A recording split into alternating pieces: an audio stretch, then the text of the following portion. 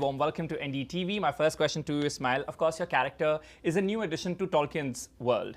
Was there any pressure or did you take any inspiration to develop the character, or was it written so well that you didn't have to do much? No, there is pressure, of course. There is pressure, but I was very ready to enter Tolkien's world. I'm a huge fan, and I wanted to do right by it. I love the elves. I love all things Tolkien. So it was just for me just an incredible opportunity to just make something very, very, very cool. You know, it's rare and beautiful. This is NDTV, and you're watching NDTV 24/7. You're watching India Global. I'm Gaurie Dwivedi. Let's kickstart the show with some headlines this Monday evening. First up, China-Russia complete first round of joint military drills. The drills aim to deepen cooperation and address security threat that the two nations feel. United States pledges $200 million in fresh aid to Bangladesh. The aid is expected to support inclusive growth and economic support to Bangladesh.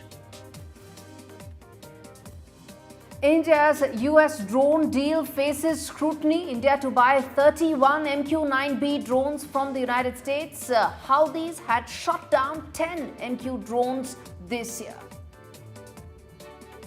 Scores dead in Myanmar from flooding after Typhoon Yagi. At least 320,000 people have been displaced, over 100 people dead and 64 still missing. India to send $1,000 of aid to flood-hit Laos. Aid to include 10 tons of relief material and medical supplies for the nation.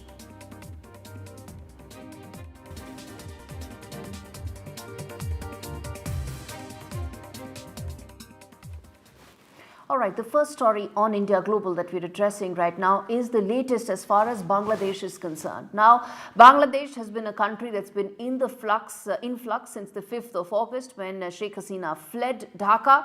And since then, the country has been coming to terms with the turmoil it faced. Now, the latest is that the country has got over $200 million of fresh aid from the United States. Senior officials of the US State Department visited Bangladesh, and besides the aid package that has been given to Dhaka, several other issues were also discussed, including the reform roadmap that Yunus's government has in place that will pave the way for democratic credentials and the democratic framework to be restored. And that's the big question that we are asking right now, that as United States increases and gives fresh aid to Bangladesh, is it looking at a larger role? Remember, Sheikh Hasina had made some very sweeping allegations about 8 months back that there could be an alleged role of United States in that region.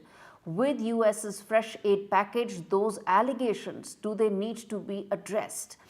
Is America looking to play a larger role? Remember, Mohammed Yunus also shares a good rapport with senior members of the United States administration. Where does this leave India?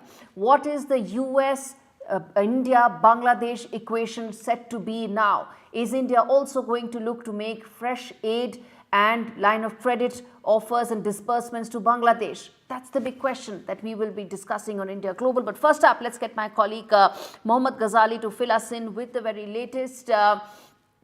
Mohammad, appreciate you joining us to take us through what we can expect as far as the next course of action in Bangladesh is concerned. This meeting by the State Department officials is very crucial. New Delhi is keeping a very close watch on. Tell me, what are your sources telling you on this?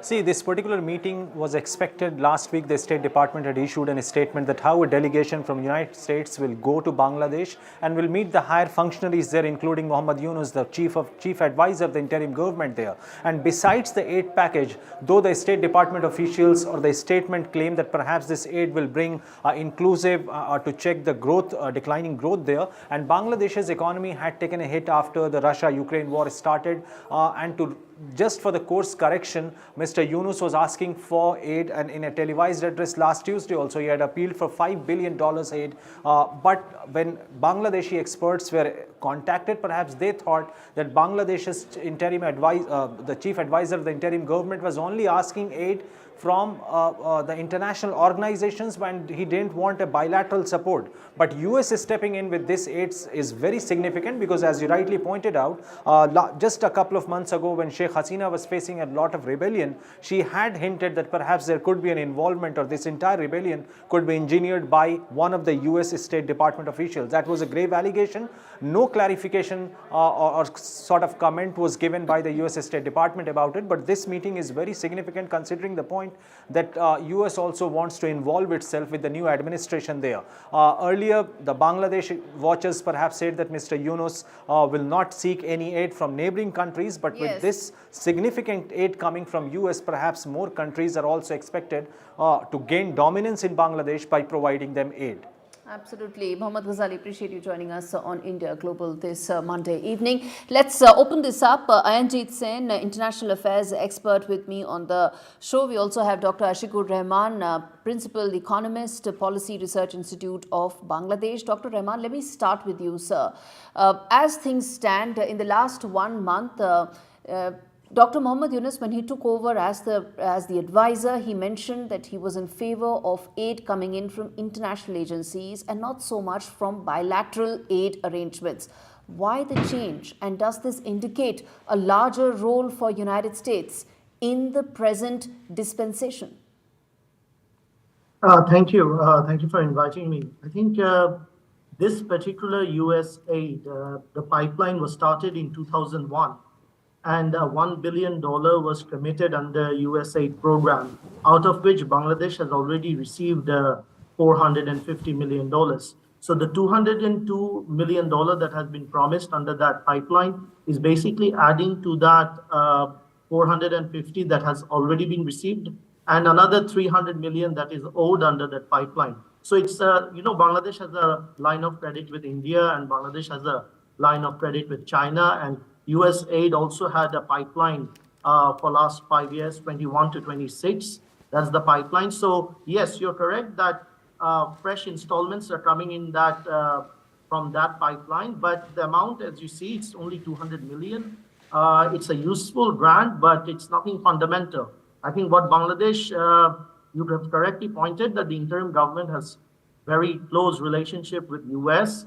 What Bangladesh needs, and I think we have discussed it in your show earlier, that is market access. Vietnam pays 5% tariff on RMG, while Bangladesh pays 17%. Okay. So what Bangladesh really needs from US is not charity, right. but the market access. We're going to come to that. We will come to that as well. But Ayanjit Sen, the question is, if America is looking, or is America looking to now play a larger role in a dispensation which it is now more favorably disposed to, as against the previous dispensation of Sheikh Hasina, which had also made some very, very serious allegations against a possible American role in that region?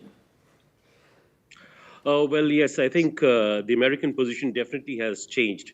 Vis-a-vis what was it during Sheikh Hasina's regime, and currently, for example, what happened today, that dispensation that they have given to the Bangladesh interim government.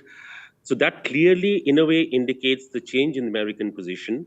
And also one more aspect important as to figure out whether this will precipitate in any way to do with further help coming in from countries which Bangladesh may not have expected or may not be expecting, but there may be some surprises on the way post this US decision. You're saying it will open floodgates to more bilateral aid coming in for Bangladesh, right?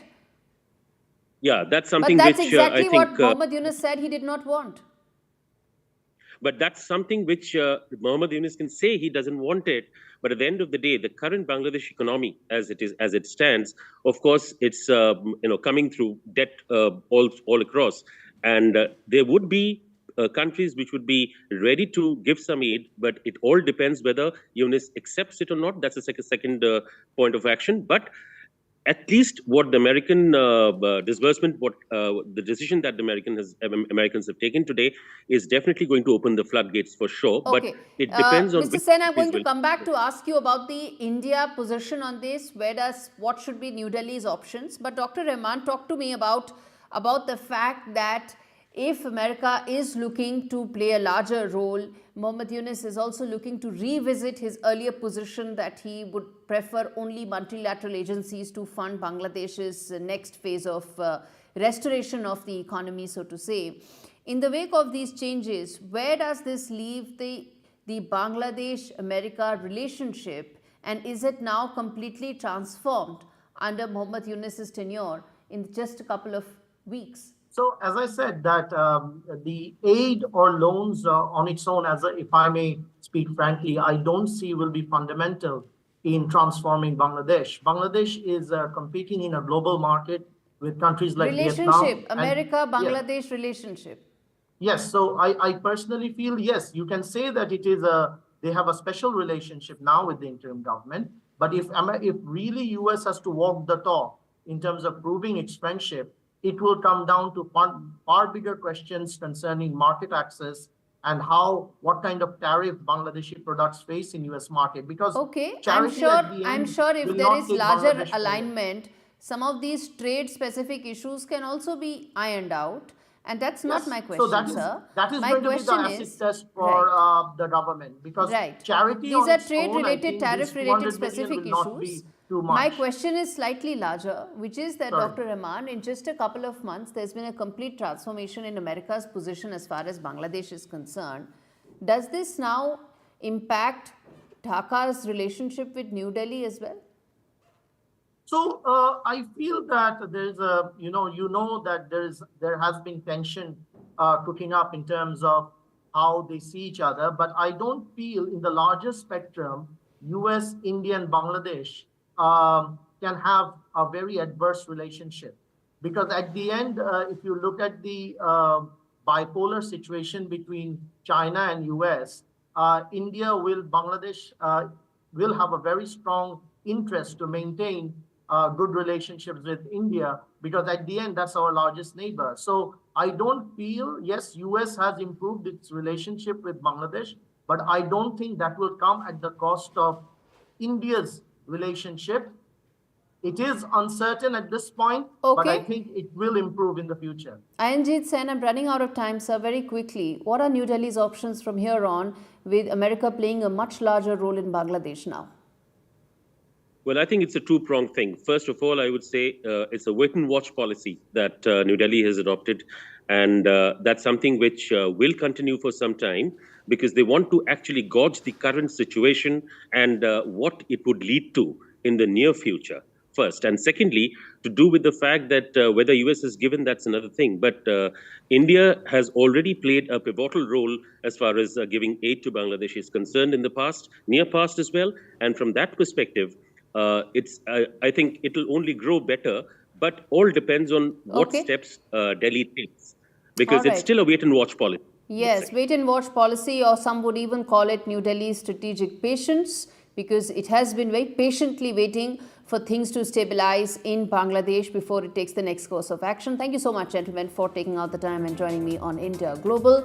We slip into a very short break. We come back on the other side and talk more about China's maritime warfare. It is engaging with Russia for very intensive maritime drills and at the same time aggressively posturing against Philippines. What can India do? What lies ahead? We come back and talk more.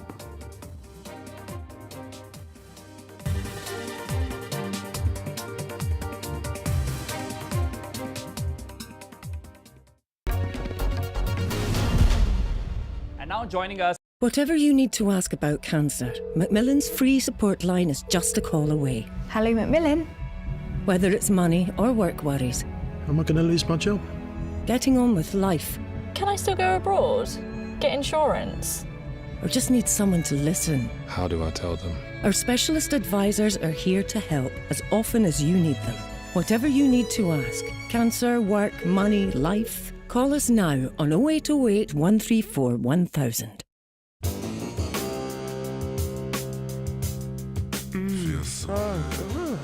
Play the Monopoly game with a Philly cheese stack. You could save money on your energy, broadband and mobile bills and feel more protected when you switch to a better deal. Switch and save now at uswitch.com.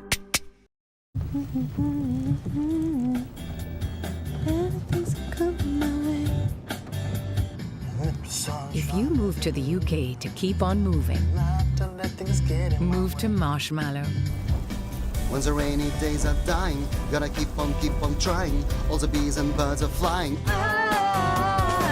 on moving, keep on moving. Car insurance made for newcomers. It's nice to have choices in life. Tony here chooses to get a new phone every year by exchanging his old one.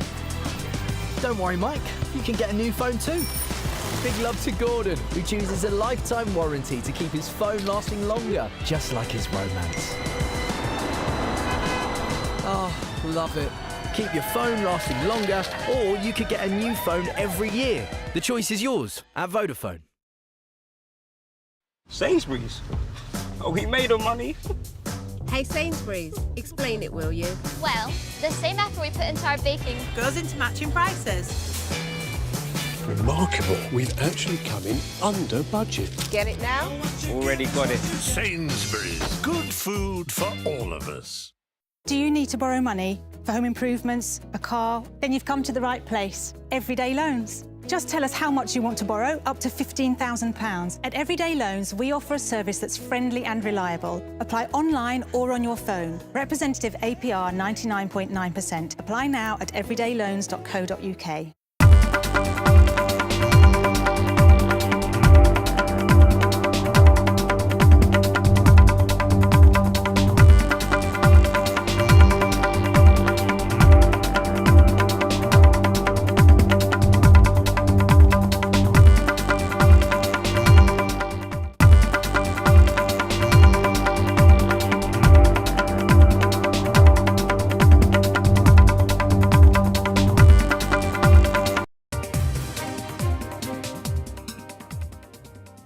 Welcome back. You're watching India Global with me, Gaurie Dwivedi. Now, the second debate that we are looking at today is the latest as far as China's maritime warfare is concerned. Its intent has been clear for the last decade, but in the last couple of days, it has pushed the pedal once again. There are two things that have happened. One, it has collaborated with Russia to come out with the most extensive maritime drills and naval drills between the two countries, and in fact, the biggest for post-Soviet Russia, so to say.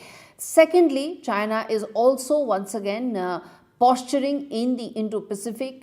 It's been having skirmishes with Philippines the last couple of weeks, and there has been a latest instance there as well. So that brings us to ask two fundamental questions. One is, what should be the priorities as far as the Indo-Pacific is concerned? Remember, these exercises between China and Russia took place in the Sea of Japan, one of the four countries of Quad. US, Japan, India and Australia are the four Quad countries, and given that there's a Quad meeting that will take place next week on the 21st, should this now be a key focus area for the four leaders? That's a big question that we are asking on India Global. Besides, what should be India's strategy for the Indian Ocean region, where China has been looking to play a larger role? All right, let's open this up. Don McLean-Gill, who's joining me from Manila. He's a geopolitical analyst with De La Salle University. Thank you so much, Don, for taking out the time. And we also have Mr. Shashank, former Foreign Secretary. Thank you so much, sir, for speaking to me on India Global. In fact, let me start with you, Don.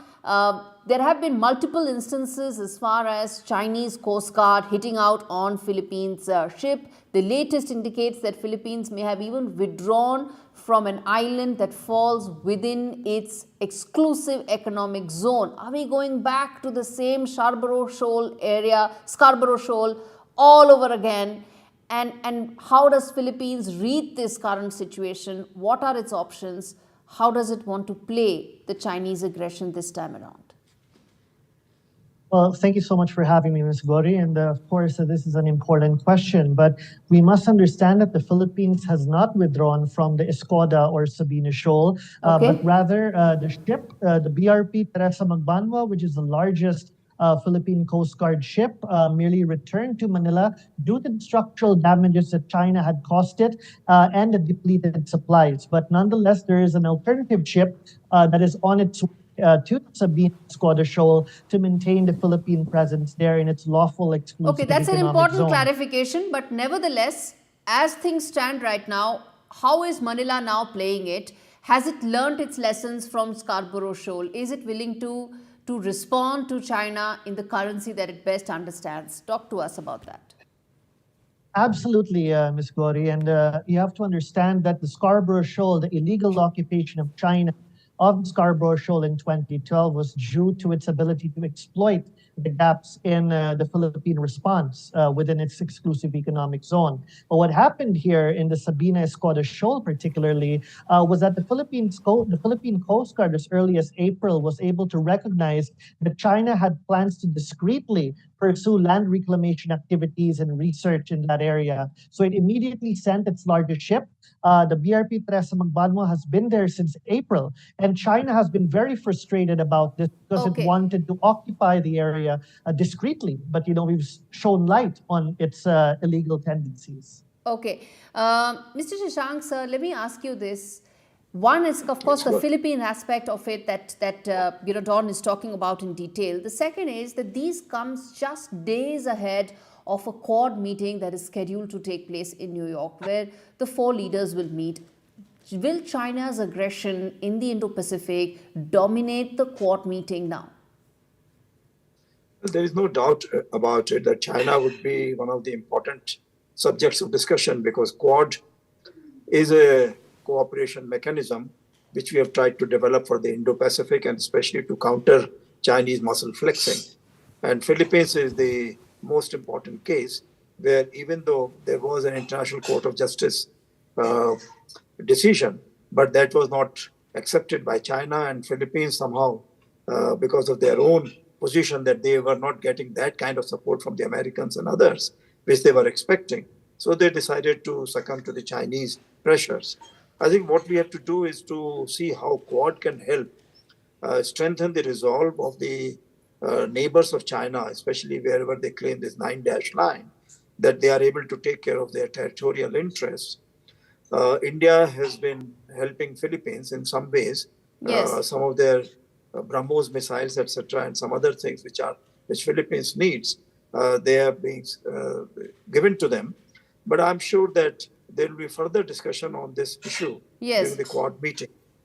Ambassador Shashank, then let me ask you another question, which is around the fact that what about specific options for New Delhi? Because this is, of course, muscle flexing, some would say, is happening in areas that is not completely in New Delhi's backyard. But nevertheless, India is a very important stakeholder in the Indo-Pacific, and these do indicate clear muscle flexing and aggressive posturing by China. Well, what we are finding is that this European struggle which is going on between Russia and Ukraine, and where Ukraine has been asking for longer range missiles to hit Russia in its interior portions, has been making Russia more and more dependent on China. And China feels that, well, it can count on Russian support and also do much more muscle flexing in the Asian region. I think India has to ensure that it has to continue with its supply lines of defense equipment, etc., from Russia. At the same time, it has to directly tell China that it will not accept any kind of muscle flexing from the Chinese side as far as India is concerned, and it will work together with the other Asian countries and as well as the Quad countries to see that if any kind of solution can be found, that China can behave more peacefully and accept the code of conduct which was accepted between the ASEAN countries and China. Yes. Don, I think a lot of people say one of the biggest failures of America in the Indo-Pacific has been in its inability to deal with how China browbeat Philippines, and how it has been doing so, it continues to do so. Do you see that there could be greater dialogue, cooperation between America and Philippines in the wake of China's aggressive posturing in the Indo-Pacific?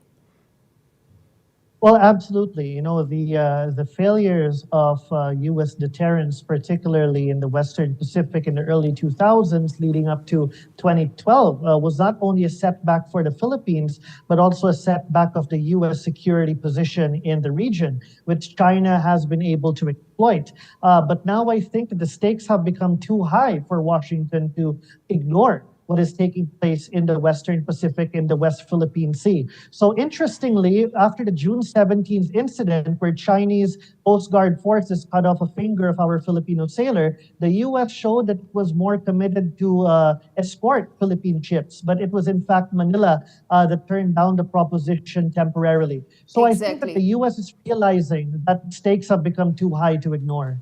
Right. Stakes have become too high. What happened under Barack Obama's tenure should most certainly not happen anytime now. Ambassador Shashank, very quickly, so I'm running out of time, which is that this aggressive posturing comes at a time when there's some thaw between India and China on the border talks for the last 4 years.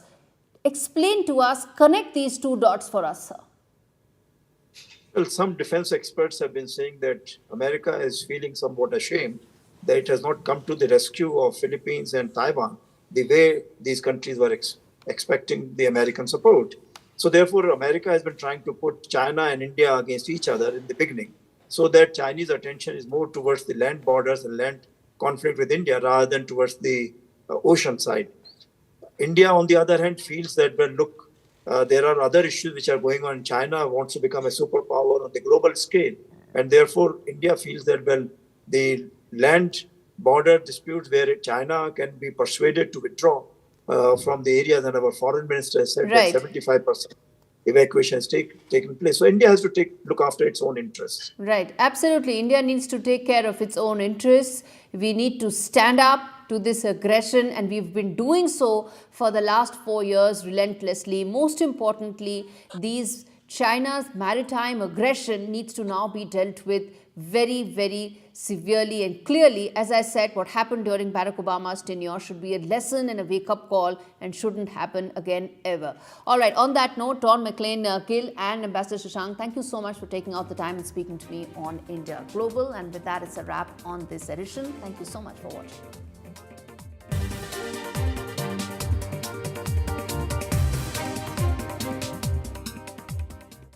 Mindful Chef. Food to help you feel great. Try Mindful Chef now with 25% off your first 4 boxes. Healthy eating made easy at mindfulchef.com.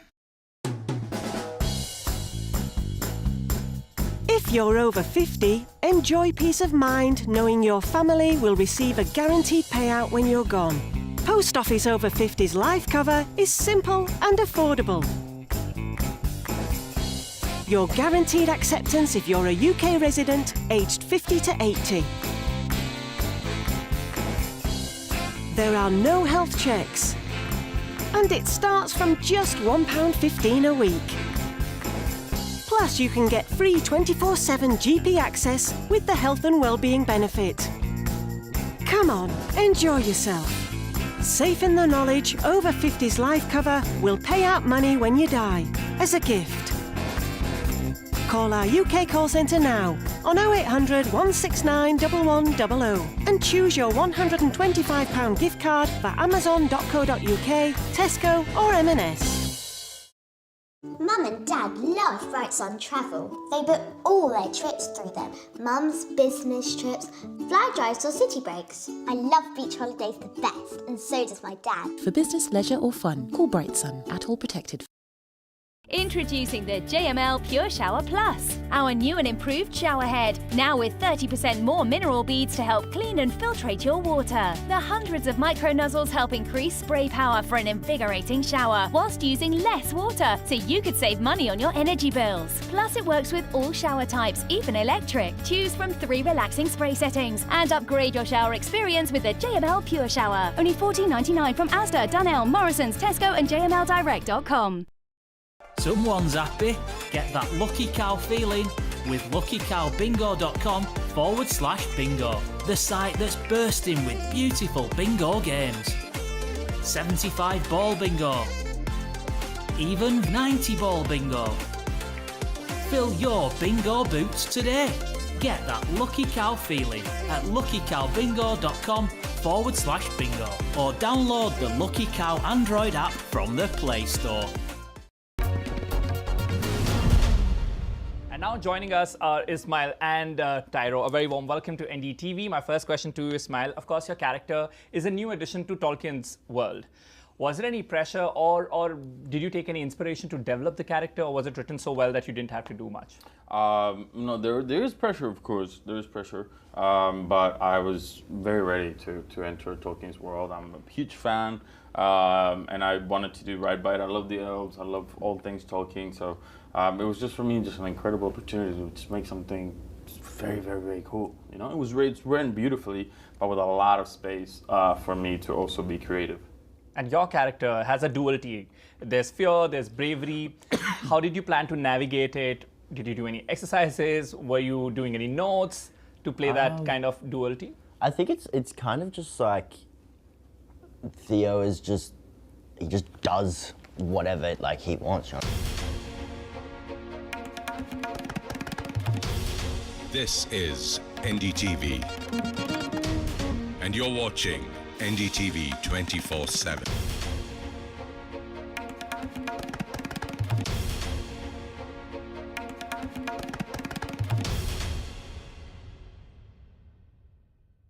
Tomorrow at 4:30 p.m. There's still mystery as to who the next Chief Minister of New Delhi is going to be. And Amit Shah, the Home Minister of the country, was campaigning in J&K today, even as the campaign for the first seats that will go to polls on the 18th of September came to an end today. We'll get you all that and more in this bulletin, but first, the headlines. Protesting doctors at Mamata Banerjee's residence. There's been a climb down by doctors on their live telecast demand. The government now has agreed to sign copies of transcript of the meeting.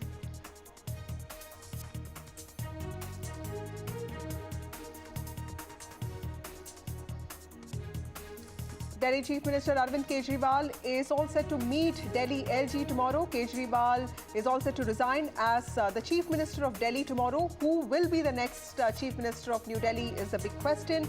Meanwhile, Aam Aadmi Party MLAs are meeting to decide the next phase. After the Hema Committee report outed sexual harassment in the Kerala film industry, now it's the turn of Karnataka. Karnataka female actors have demanded a similar committee report. A key film body held a meeting today. In fact, Karnataka actors have demanded a similar committee. Actors have also demanded that the committee be headed by a retired judge. Campaigning for the first phase of J&K poll ends today. First phase of elections on the 18th of September, and the campaigning has come to an end in Jammu and Kashmir. This is ahead of the first phase of elections in the Union Territory. 24 seats will go to polls on the 18th of September.